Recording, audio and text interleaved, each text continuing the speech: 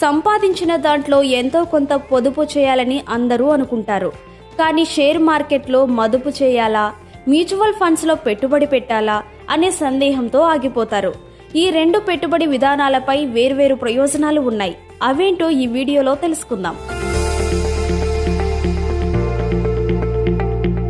Share మార్కెట్లో పెట్టుబడి పెట్టేటప్పుడు పూర్తిగా మనమే నిర్ణయం తీసుకోవాల్సి ఉంటుంది.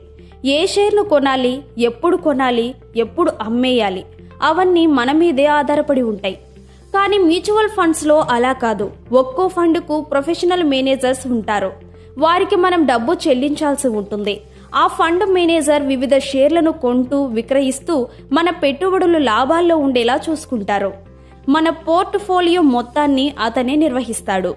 కాబట్టి షేర్ల గురించి ఎప్పటికప్పుడు తెలుసుకోవాల్సిన అవసరం మనకు ఉండదు. సమయం కూడా ఆదా అవుతుంది. నష్టభయం కూడా తక్కువగానే ఉంటుంది.